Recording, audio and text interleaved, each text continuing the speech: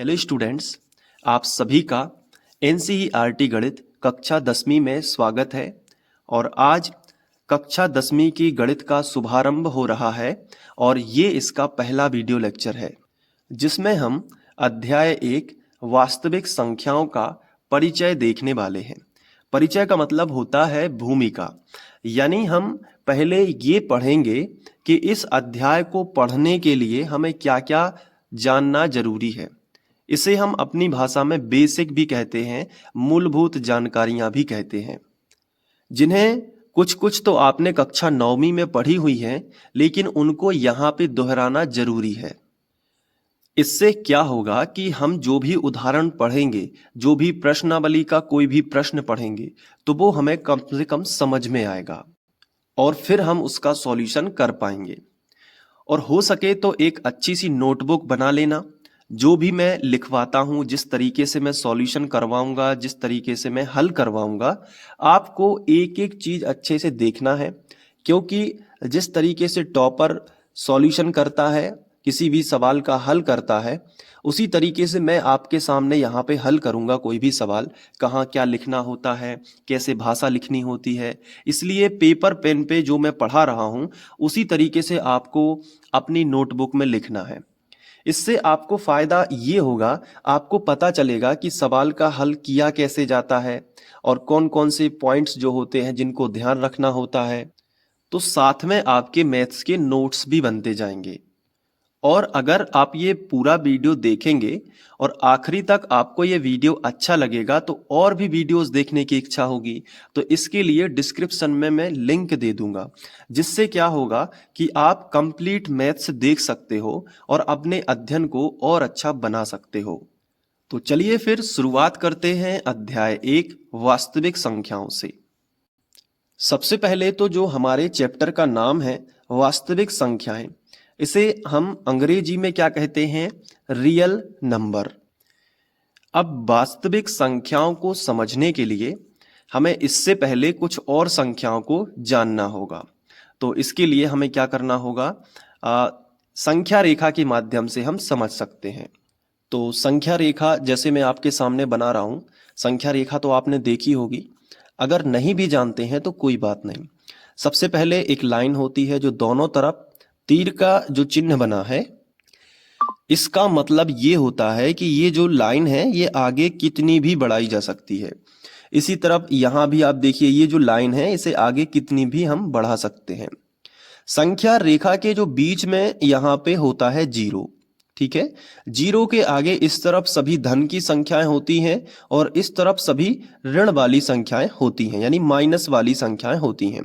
तो यहाँ पे मैं जैसे बना लेता हूं, पहले तो हम बराबर बराबर अंतर देंगे। संख्या रेखा में हमें सबसे पहले बराबर बराबर अंतर देने होते हैं। इस तरफ भी दे देता हूं, ये देखिए। अब सेंटर में यहाँ पे जीरो है, जीरो के इस तरफ हम धन में सभी संख्याएं लेंगे।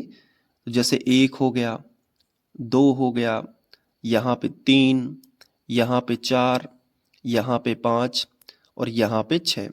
तो ये जो सभी संख्याएं हैं ये धनात्मक संख्याएं कहलाएंगी।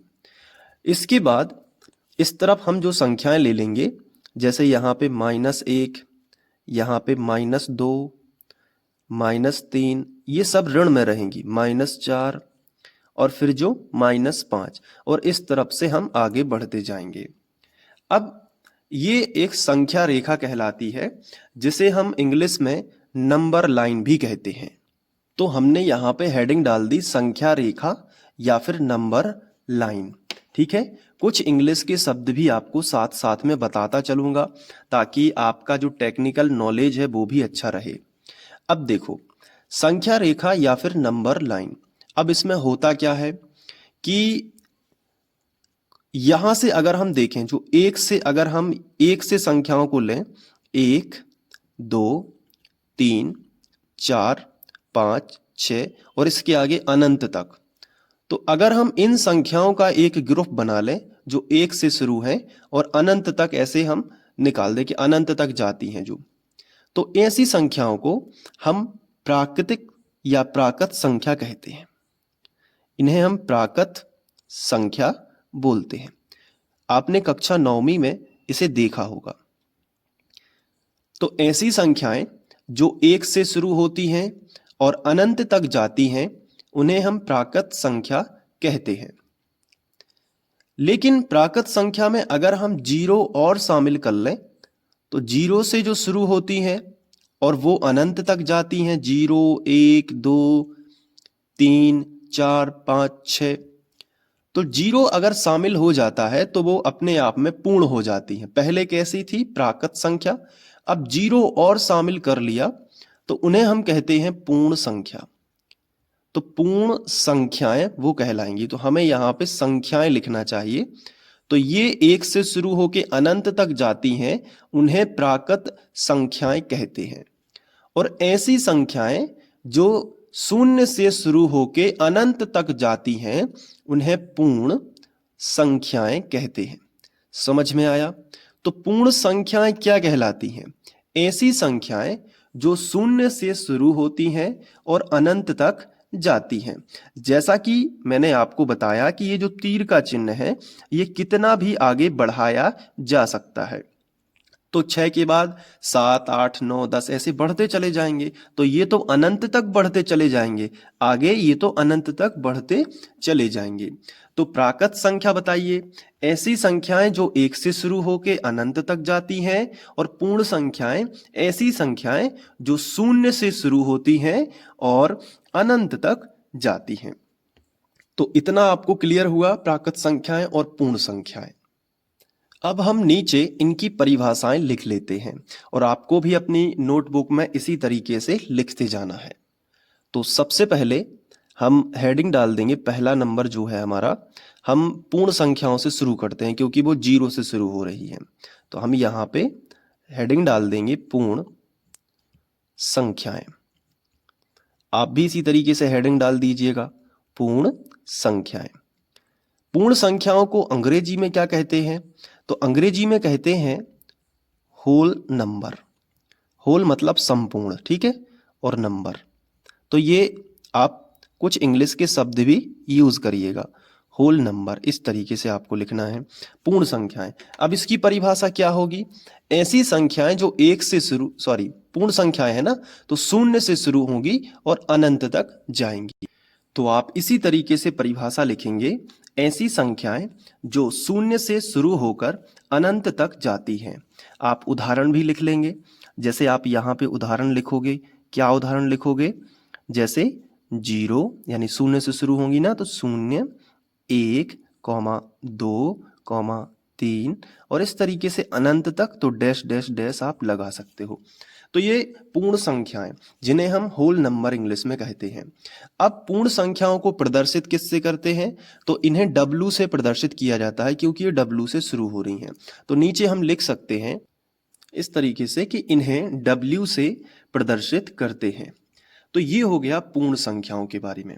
तो पूर्ण संख्याएं जो पूर्ण हो अपने आप में, जो 0 से शुरू हों, उन्हें हम पूर्ण संख्याएं या होल नंबर कहते हैं। अब हम हेडिंग डालेंगे प्राकृत संख्याएं। तो हम यहाँ पे लिखेंगे प्राकृत संख्याएं। देखो, प्राकृत संख्याओं को हम प्राकृतिक संख्याएं भी कहते हैं और इंग्लिश में हम इन्हें नेचुरल नंबर कहते हैं। तो हम नेचुरल नंबर भी यहाँ पे लिख देंगे, नेचुरल, और यहाँ पे हम लिखेंगे नंबर। तो नेचुरल नंबर, नेचुरल मतलब होता ही है प्राकृतिक, तो इस तरीके से हमने लिखा। अब इसकी जो डेफिनेशन होगी वो क्या होगी? ऐसी संख्याएं जो 1 से शुरू होके अनंत तक जाती हैं। तो हम यहाँ पे डेफिनेशन लिख लेते हैं, ऐसी संख्याएं जो 1 से शुरू होकर अनंत तक जाती हैं। 1 से शुरू हुई और अनंत तक जाती हैं। जैसे कि उदाहरण में हम क्या लिखेंगे? 1 से ही शुरू कर देंगे उदाहरण। जैसे 1, फिर 2, फिर 3 और फिर डैश डैश डैश, इस तरीके से हमने लिख दिया। अब प्राकृतिक संख्याओं को किससे दर्शाते हैं? तो n से दर्शाते हैं। नेचुरल से शुरू हुआ ना, तो हम यहाँ पे लिखेंगे इन्हें कैपिटल N से प्रदर्शित करते हैं। ये हो गया प्राकृतिक संख्या। अब इनके बारे में थोड़ा सा और समझते हैं। जैसे अभी अभी आपको पता है, यहाँ पे देखिए संख्या रेखा में आपको एक चीज पता है कि 1 से शुरू जो होती है अनंत तक जाती है उन्हें प्राकृतिक संख्या कहते हैं।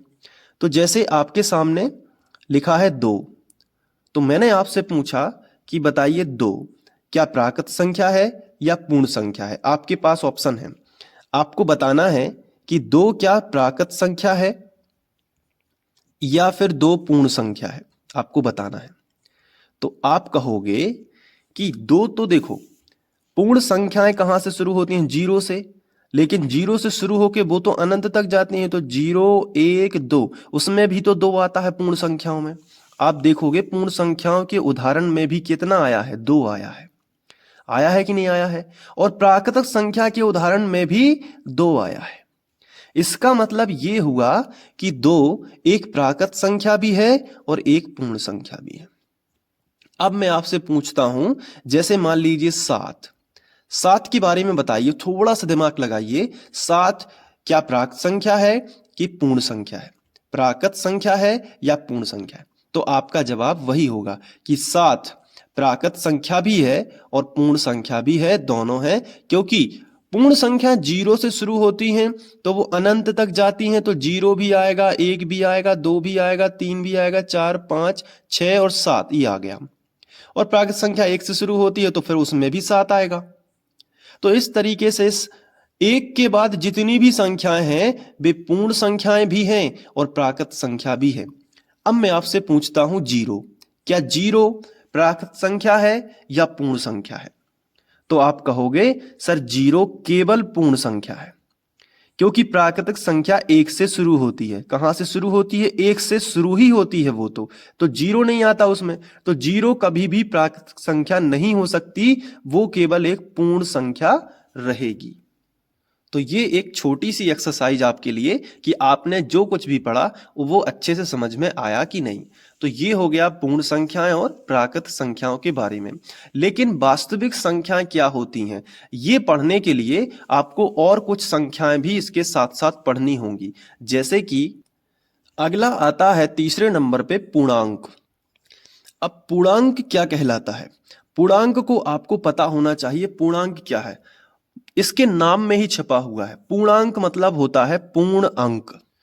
पूर्णांक का अगर आप संधि विच्छेद करोगे तो क्या निकलेगा, पूर्ण प्लस अंक। यानी कि पूर्ण का मतलब क्या होता है, पूरा।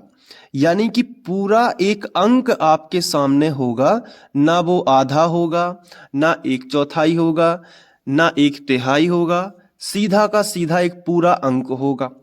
पूरा अंक क्या है, जैसे आपके सामने ये 2 लिखा है, ये एक पूर्ण अंक है।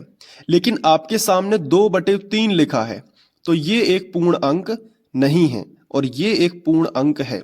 जैसे आपके सामने लिखा है 4.2 तो ये भी एक पूर्ण अंक नहीं है। तो पूर्ण अंक क्या होता है, ना उसमें बटे होता है, ना उसमें दशमलव होता है, पूरा साबुत एक अंक होता है, उसे ही क्या कहते हैं, पूर्णांक। तो पूर्णांक भी यहां पे 2 प्रकार के हो सकते हैं। सबसे पहले तो पूर्णांक की डेफिनेशन क्या होगी, कई बच्चे पूर्णांक की डेफिनेशन नहीं जानते हैं तो वो हम लिख लेते हैं। तो उसको लिखने के लिए या उसको समझने के लिए आपको पहले संख्या रेखा पे जाना होगा। ये देखिए, ये संख्या रेखा है, तो शून्य भी एक पूर्णांक है, इतना याद रखना है। शून्य सहित धनात्मक, ये देखो इस तरफ जो भी लिखा है ये क्या है, ये सब धनात्मक संख्याएं हैं और ये जो है ये ऋणात्मक संख्याएं हैं। तो शून्य सहित सभी धनात्मक संख्याएं और ऋणात्मक संख्याएं, इन सभी का एक समूह बनेगा जिसे पूर्णांक कहते हैं। देखो शून्य भी एक पूर्णांक है, 1 भी पूरा एक अंक है, 2 भी पूरा अंक है, 3 भी है। तो ये धनात्मक संख्याएं पूरी पूर्णांक हैं जो संख्या रेखा में दिख रही हैं। और इस तरफ भी देखो ये सभी पूर्णांक हैं, भले इनमें माइनस लगा है लेकिन है तो पूरा अंक। 4.2 तो नहीं लिखा, 4/3 तो नहीं लिखा, पूरा साबुत 4 लिखा है, तो ये ऋणात्मक संख्याएं होंगी। तो यहां पे देखो पूर्णांक की जो परिभाषा बनेगी वो होगी, तो यहां पे परिभाषा बनेगी कि शून्य सहित सभी धनात्मक और ऋणात्मक संख्याओं के समूह को पूर्णांक कहते हैं। अब पूर्णांक को हम इंग्लिश में इंटीजर कहते हैं। तो आप यहां पे कोष्टक लगा के लिख भी सकते हो, मैं यहां पे लिख देता हूं इंटीजर्स यानी पूर्णांक। तो पूर्णांक को हम z से भी प्रदर्शित करते हैं। किससे प्रदर्शित करते हैं, z से। तो हम आगे लिखेंगे इसे जेड से प्रदर्शित करते हैं। तो ये जो है पूर्णांक की डेफिनेशन है। इसके आगे आप चाहो तो और भी लिख सकते हो, जैसे पूर्णांक में दशमलव नहीं होता तो यहाँ पे हम लिख सकते हैं कि इसमें कोई दशमलव बिंदु नहीं होता। ठीक है, तो ये पूर्णांक हो गया। अब संख्या रेखा पर एक बार नजर डालते हैं। ये देखिए, शून्य सहित ये हैं सब धनात्मक संख्याएं और ये हैं सब ऋणात्मक संख्याएं। इनका जो समूह है उसे हम इंटीजर्स कहेंगे, यानी कि पूर्णांक कहेंगे। पूर्णांक को हम जेड से प्रदर्शित करते हैं, इसमें कोई दशमलव बिंदु नहीं होता है। तो ये याद करने में भी आसानी होगी कि शून्य सहित सभी धनात्मक और ऋणात्मक संख्याओं के समूह को पूर्णांक कहते हैं। अब जो धनात्मक संख्याएं होती हैं और जो ऋणात्मक संख्याएं होती हैं, इस आधार पे हम पूर्णांक को विभाजित कर सकते हैं। कैसे? जैसे पहला हम ये लिख सकते हैं कि पूर्णांक दो प्रकार का होता है। पहला हम लिख सकते हैं धनात्मक पूर्णांक, और इसमें आप लिख सकते हो कि इसमें सभी धनात्मक संख्याओं का समूह होता है। तो इस तरीके से हमने लिखा कि इसमें सभी धनात्मक संख्याओं का समूह होता है। आप इसके उदाहरण भी दे सकते हो। ठीक है, जैसे उदाहरण धनात्मक संख्याओं में आप लिखोगे 1, ये धन का है, ये 2, ये 3 और डैश डैश डैश। इसी तरीके से आप लिख सकते हो ऋणात्मक पूर्णांक, और इसमें आप लिखोगे कि इसमें सभी ऋणात्मक संख्याओं का समूह होता है। तो इसमें सभी ऋणात्मक संख्याओं का समूह होता है।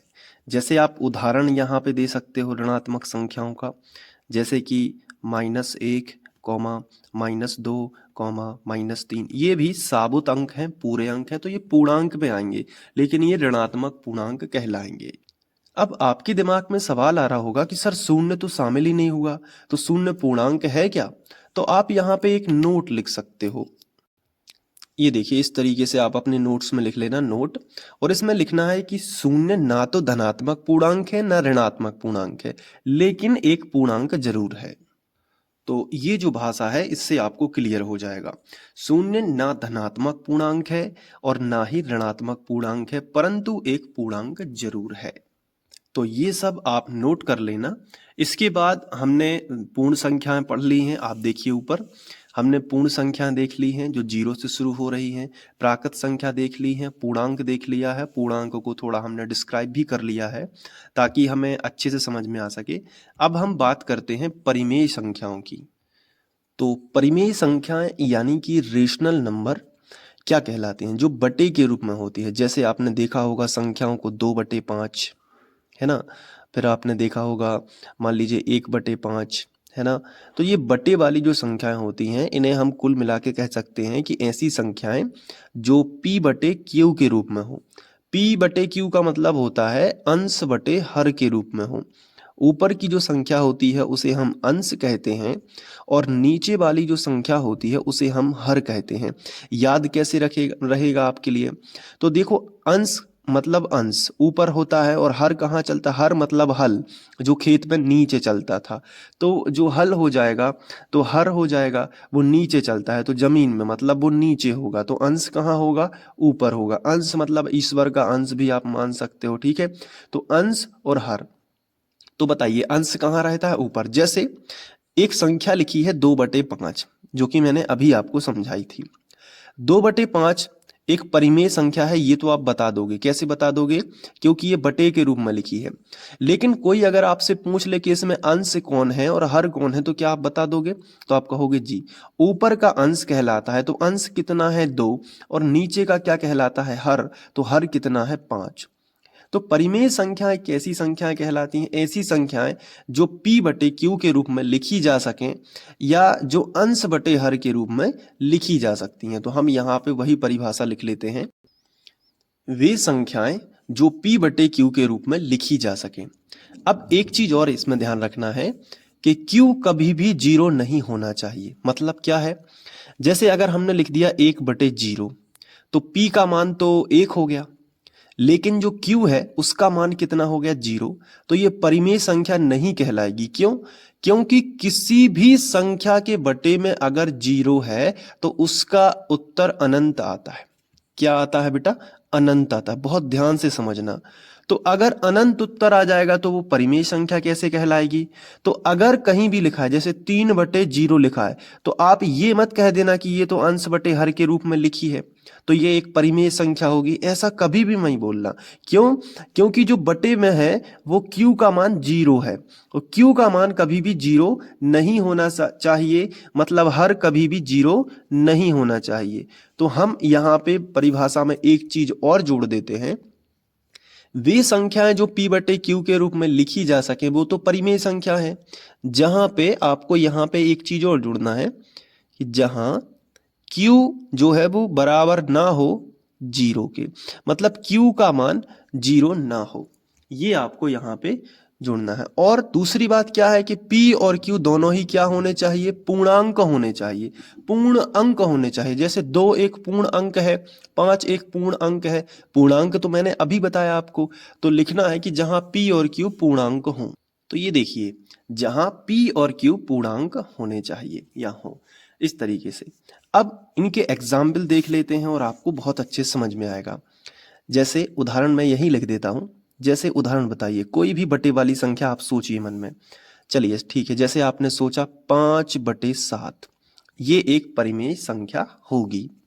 जैसे आपने सोचा -1/4, ये भी एक परिमेय संख्या है क्योंकि बटे में 0 नहीं है और पूर्णांक है, 5 भी पूर्णांक है, 7 भी पूर्णांक है, यहाँ पे 1 भी पूर्णांक है और 4 भी पूर्णांक है। लेकिन अगर मैंने यहाँ पे लिख दिया 0 तो क्या ये परिमेय संख्या है? अगर मैंने लिख दिया 5 तो क्या ये परिमेय संख्या है? अगर मैंने लिख दिया -9 तो क्या ये परिमेय संख्या है? ये सवाल उठता है। तो अब आप कहोगे कि सर ये परिमेय संख्या नहीं है क्योंकि ये बटे में नहीं लिखी है, ये p/q के रूप में नहीं है। अगर आप पहली बार पढ़ रहे हो तो आपके दिमाग में यही सवाल आएगा। लेकिन मैं आपको बताना चाहूंगा कि कोई भी संख्या है, जैसे 0 है, तो इसके बटे में हम 1 अपने मन से लिख सकते हैं। ध्यान करिए, कभी भी आप तिर्यक गुणा करते हैं तो बटे में 1 बना लेते हैं ना। कोई भी दुनिया की संख्या है उसके बटे में हम 1 अपने मन से ले सकते हैं। जैसे -9 लिखा है तो उसके बटे में हम क्या लिख सकते हैं? 1 लिख सकते हैं। तो अगर हम 0 के बटे में जब 1 लिख सकते हैं और 1 ऊपर तो 0 चल जाएगा, लेकिन q का मान 0 नहीं होना चाहिए, तो q 0 नहीं है, यहां 1 है, यहां 1 है, यहां 1 है। तो 0 भी एक परिमेय संख्या है, 5 भी एक परिमेय संख्या है और -9 भी एक परिमेय संख्या है। क्यों है? क्योंकि इनके बटे में 1 लिखा जा सकता है। तो समझ में आया आपको? परिमेय संख्याएं ऐसी संख्याएं जो अंश बटे हर के रूप में या p/q के रूप में लिखी जा सके। लेकिन अगर कोई संख्या, कोई पूर्णांक अकेला लिखा है तो उसके बटे तुम 1 लिख सकते हो और वो भी क्या होगी? एक परिमेय संख्या होगी। इसके अलावा कुछ और एग्जाम्पल, जैसे आपके सामने लिखा है 0.3 और 3 के ऊपर ये डैश लगा है, क्या ये परिमेय संख्या है? तो आंसर है हाँ, इसे परिमेय संख्या के रूप में बदला जा सकता है। कैसे? मैंने आपको कक्षा 9वीं में सिखाया है और फिर मैं यहाँ पे ट्रिक से बता देता हूँ। जैसे 0.3 के ऊपर डैश है तो ये 3 तो ज्यों का त्यों रहेगा, लेकिन जितनी 3 यहाँ पे देखो, जितनी संख्या के ऊपर डैश है उतने ही 9 नीचे बना देना है। जैसे ऐसा लिखा होता 0.33 डैश, दोनों पे डैश है तो ये 33 तो ज्यों का त्यों रहेगा, लेकिन बटे में उतने ही 9 बना देने हैं जितने पे डैश है। तो 2 पे डैश है ना, 2 संख्याओं पे डैश है तो 2 यहाँ पे 2 बार आपको 9 बना देने हैं। तो ये बटे वाली संख्या हो गई, ये भी बटे वाली संख्या होगी। अगर इनको काटोगे भी तो 3 एकम 3 और 3 तिरका 9, 1/3, ये भी क्या है? एक परिमेय संख्या है। तो इस प्रकार की संख्याएं भी क्या होती हैं? परिमेय संख्याओं की कैटेगरी में आती। तो ये हो गया। अब इनको बदलना मैं अलग से आपको बता दूंगा। अगर आपने 9th क्लास के वीडियोस देखे हैं तो वहां आप देख सकते हो। बाकी ट्रिक के माध्यम से अलग से मैं आपको बता दूंगा कि बदलना कैसे जाता है और कोई भी संख्या को कैसे, इस प्रकार की संख्या को ट्रिक के माध्यम से बता दूंगा। बट अपना अभी ये टॉपिक नहीं है, तो अभी केवल परिमेय संख्याओं के बारे में हम पढ़ रहे हैं। चलिए, अब परिमेय संख्याओं के बाद आती हैं अपरिमेय संख्याएं। तो अपरिमेय संख्याएं यानी कि इर्रेशनल नंबर, और इनको बोलते हैं रेशनल नंबर। दोनों की स्पेलिंग आपको मैं बता देता हूँ। ये देखिए, ये रेशनल नंबर और ये इर्रेशनल नंबर। जानकारी के लिए आप याद रख सकते हो। आप परिमेय संख्याओं को किससे दर्शाते हैं तो इनकी जरूरत नहीं पड़ती है, और अपरिमेय संख्याओं के लिए भी जरूरत नहीं पड़ती है, तो ऐसा कोई शब्द नहीं है दर्शाने के लिए, ठीक है। अब अपरिमेय संख्याएं, अपरिमेय संख्याएं इसका उल्टा। अब जैसे इसमें क्या लिखा था कि बे संख्याएं जो p बटे q के रूप में नहीं लिखी जा सकती हैं, तो इसमें बोल देना नहीं लिखी जा सकती है। तो हमने लिखा कि वे संख्याएं जो p बटे q के रूप में नहीं लिखी जा सकती, या फिर ऐसी संख्याएं जो परिमेय ना हो। तो ऐसी भी क्या संख्याएं होती हैं? तो आंसर है हाँ, ऐसी संख्याएं भी होती हैं। देखो, ऐसी संख्याएं जिनके ऊपर रूट लगा हो, जैसे √2, √5, √3 भी हो सकता है, √2 + 2। अगर एक के पास में रूट लगा है लेकिन दूसरा ऐसा लिखा तो भी वो भी अपरिमेय में होगी। मतलब जिन संख्याओं के ऊपर करणी लगी रहती है वो अपरिमेय है, उनको बटे के रूप में नहीं लिख सकते। समझ में आया कि नहीं? अब देखो, इसके साथ साथ करणी 5 जैसे लिखा है तो उसके साथ में अगर 2, तो 2 आप ऐसा नहीं कह सकते कि 2 है तो 2 तो एक परिमेय संख्या है, तो करणी 5 + 2 भी एक परिमेय होगा। नहीं, करणी 5 + 2 ये दोनों प्लस में है ना, तो इससे क्या होगा कि एक अपरिमेय संख्या और एक परिमेय संख्या जब जोड़ करती है तो अपरिमेय संख्या ही बनती है। तो ये, अब ये क्यों है, करणी वाली परिमेय संख्या क्यों है, ये हम प्रश्नावली में सिद्ध करेंगे। कि वहां पे क्वेश्चन है कि सिद्ध करिए कि करणी 5 एक परिमेय संख्या है, या सिद्ध करिए कि करणी 2 सिद्ध करिए कि करणी 5 एक अपरिमेय संख्या है। वो हमें सिद्ध करके बताना पड़ता है। करणी 2 भी अपरिमेय है, तो ये सिद्ध करके हम बताएंगे, तो वहां पे आपको समझ में आ जाएगा कि क्यों है। इसके साथ साथ कुछ और है, जैसे पाई। पाई का मान आप कोष्टक में पाई लिख लीजिए। अगर आपको नहीं पता, ये पाई का चिन्ह होता है। कैसे बनाते हैं पाई का चिन्ह? ऐसे किया और ऐसे कर दिया, ये पाई का चिन्ह है, ठीक है। तो पाई जो है, पाई का मान भी दशमलव के बाद बदलता रहता है और कभी भी समाप्त नहीं होता। इसलिए हम कह सकते हैं कि पाई जो है वो भी अपरिमेय संख्या है। मतलब दशमलव के बाद जो निश्चित ना हो, जैसे आपके सामने कोई संख्या लिखी है 3 दशमलव, लेकिन उसके जो मान है 1, 5, 4, 3, 2, 3, 5, 3, 2 कुछ भी है, लेकिन बदलते जा रहे हैं। ऐसा भी नहीं हो रहा कि कोई क्रम रिपीट हो रहा, जैसे 154, जैसे ऐसा हो 3.154, फिर हो 154, फिर हो 154, तो ये तो निश्चित हम बता सकते हैं। लेकिन यहाँ पे वो भी निश्चित नहीं है, तो ऐसी संख्याएं अपरिमेय संख्याओं की कैटेगरी में आती हैं।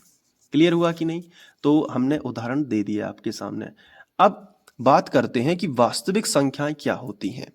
तो वास्तविक संख्याएं, जो कि हमारे चैप्टर का नाम है रियल नंबर्स। इतनी सारी संख्याएं पढ़ने के बाद अब हम वास्तविक संख्याओं को डिफाइन कर सकते हैं।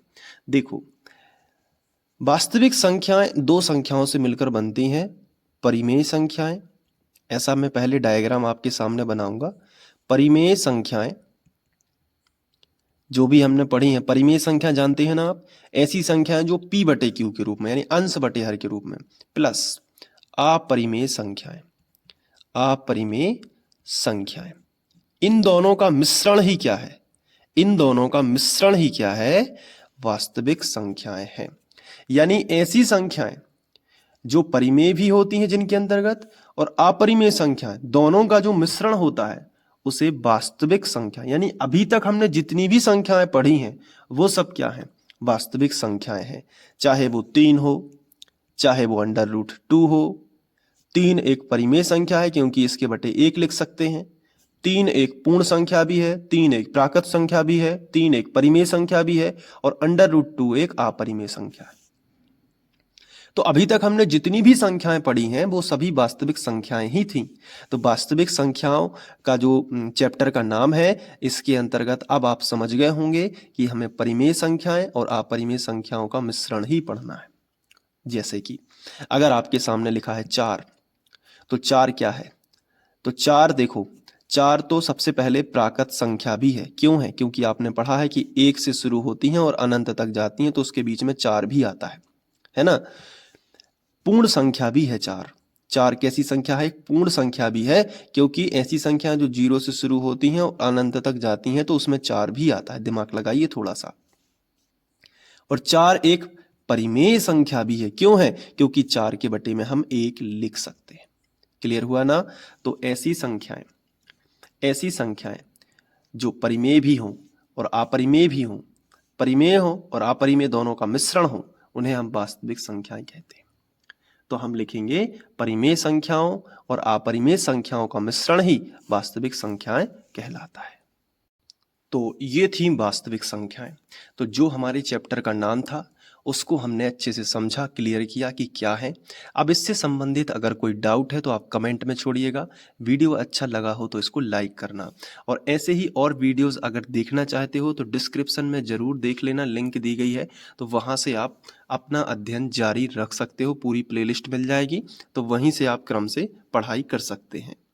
साथ में क्लास 10th साइंस भी मैं कट टू कट नोट्स के साथ में ही पढ़ा रहा हूँ, ताकि आपका अध्ययन और अच्छा हो सके, और बहुत इंपॉर्टेंट चीज़ें आपके लिए लेकर आ रहा हूँ।